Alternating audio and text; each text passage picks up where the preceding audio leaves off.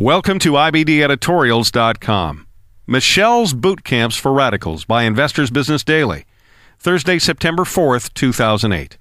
Election 08. Democrats' reintroduction of militant Michelle Obama in Denver was supposed to show her softer side, but it only highlighted a radical part of her resume, public allies. Barack Obama was a founding member of the Board of Public Allies in 1992, resigning before his wife became executive director of the Chicago chapter of Public Allies in 1993.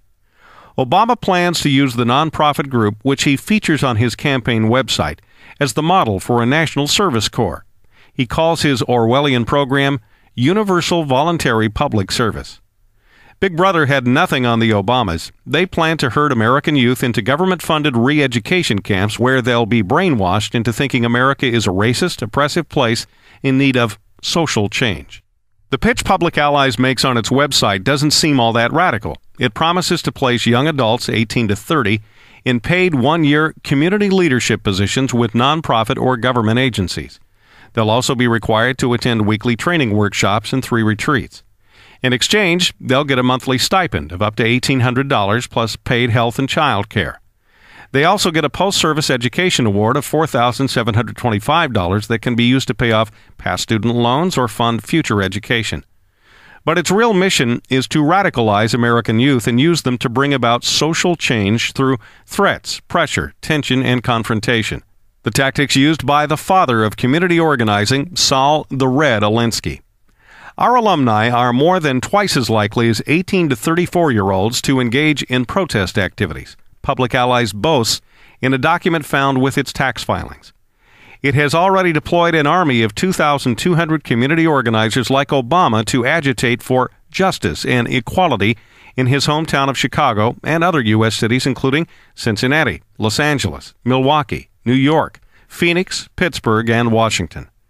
I get to practice being an activist and get paid for it, gushed Cincinnati recruit Amy Vincent. Public Allies promotes diversity and inclusion, a program paper says. More than 70% of its recruits are people of color. When they're not protesting, they're staffing AIDS clinics, handing out condoms, bailing criminals out of jail, and helping illegal aliens and the homeless obtain food stamps and other welfare. Public Allies brags that more than 80% of graduates have continued working in nonprofit or government jobs. It's training the next generation of nonprofit leaders, future social entrepreneurs. The Obamas discourage work in the private sector. Don't go into corporate America, Michelle has exhorted youth. Work for the community. Be social workers. Shun the money culture, Barack added. Individual salvation depends on collective salvation.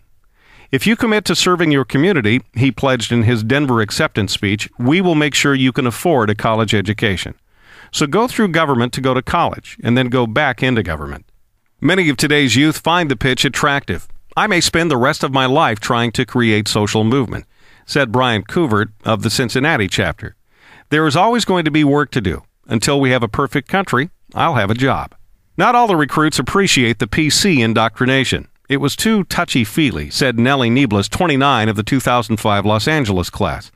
It's a lot of talk about race, a lot of talk about sexism, a lot of talk about homophobia, talk about isms and phobias.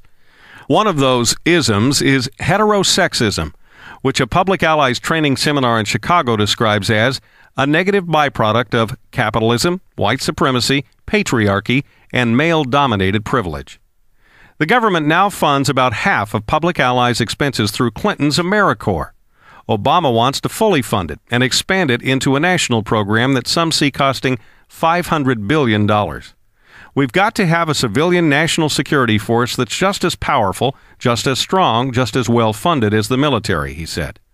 The gall of it. The Obamas want to create a boot camp for radicals who hate the military and stick American taxpayers with the bill.